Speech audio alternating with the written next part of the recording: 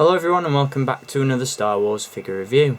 Today we're going to take a look at a Class 1 fleet vehicle from the Clone Wars line, and it's the highly anticipated Republic Assault Submarine with Scuba Clone Trooper. Now this is a pretty cool pack for the most part. I do have a couple of gripes with it, and I'll talk about those as the review progresses, but I'm pretty much pleased with this set. Definitely a worthy purchase, and I'd highly recommend that you go out and pick one up.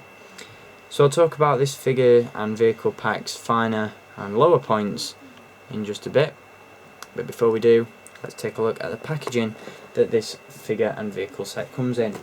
Here it is, once again, 2012 line look to the packaging. We have Darth Maul's head at the top, Star Wars logo, and the diorama in the backdrop, which obviously depicts one of the underwater battles seen in the opening episodes of Season 3 of the Clone Wars. 4, not Season 3. My apologies. There we go. On this side of the packaging we have an image of the Scuba Clone Trooper. On this side we have an image of the submarine itself. It's a pretty cool packaging. And then on the back, of course, we do have multiple images depicting the features that this vehicle has. And of course this set does indeed come with one battle game card and one display stand. So there we go. Once again, for all of you Facebook fans out there, if you like my Facebook page, you could be in with a chance of winning all these cards when I do my annual contest giveaway.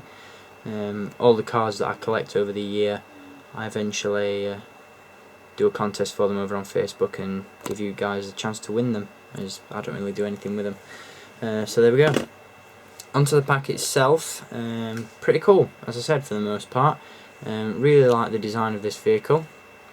This is actually one of few Class 1 fleet vehicles that's actually been seen in the Clone Wars animated series. As I said when I was showing you the packaging, you can see these in action in the opening episodes of Season 4 of the Clone Wars. We see the clones, Ahsoka, Kit Fisto, Anakin, a few other Jedi and all that kind of stuff using these submarines, and they're pretty cool. Obviously Hasbro have taken a little bit of artistic license with this vehicle to make it a little bit more kid friendly and to give it a few more features, and the first feature that this one has is operated by a rather large button on the back of the vehicle.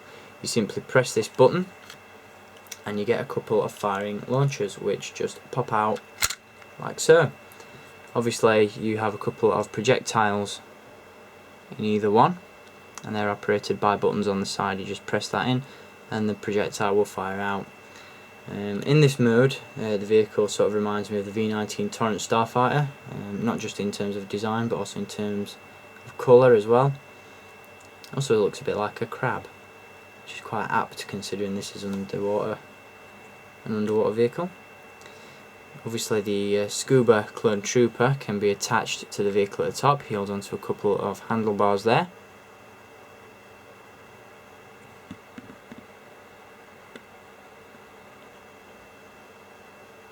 And the cockpit area can be moved to give you a separate mode for the sub, which is pretty cool. If we just remove the figure, we've also got areas on the submarine for blaster storage, just on the sides there, and you've also got the Republic emblems on either side as well. So that's pretty cool. So that's the vehicle. Now on to the figure. This is probably where most of my complaints come into play with this Class 1 fleet vehicle pack, mainly because the plastic that Hasbro have chosen to use to make this figure isn't very good. It feels a little bit cheap. This figure does, however, get a few added points in the sense that he has added articulation compared to some of the clones that we're used to seeing in the recent line. Obviously, what with the new Captain Rex and Commander Wolf having very limited lower body articulation, this figure is, you know, a godsend really. But yeah, the plastic that it's made of is just not very good, and the paint applications that have been given to this figure are just a little bit sloppy and just nowhere near as good as Hasbro should and could have been able to do. In terms of articulation, this figure has a ball jointed neck, hinged shoulders, elbows and swivel wrists. He has a swivel waist, swivel hips, ball hinged knees and ankles. It does come with a pair of removable flippers. He also has a removable backpack as well, which, as you can see, has a couple of pipes which lead around to some breathing apparatus on the figure's helmet, which again can be removed, although I think obviously looks better with that breathing apparatus in place. So as always, we're going to do the typical HD zoom on this figure just to give you a better look at him. I really like the design of these Scuba clones, so it's a shame that Hasbro couldn't execute this one to their fullest potential, but it's certainly worthy of picking up, and hopefully this video has done it a bit of justice. It's not a bad figure by any means, it just could have been so much better, which tends to be the case with most of the Clone Wars figures these days. But it does fit nicely on the sub, and the Submarine and figure itself is a great addition to any Clone Wars collection, and what with the Scuba gear Ahsoka figure that's also available in the new Clone Wars line, this is definitely a must-have figure for you Clone Wars collectors out there. So there we go, that is the Republic Assault Submarine with Scuba clone.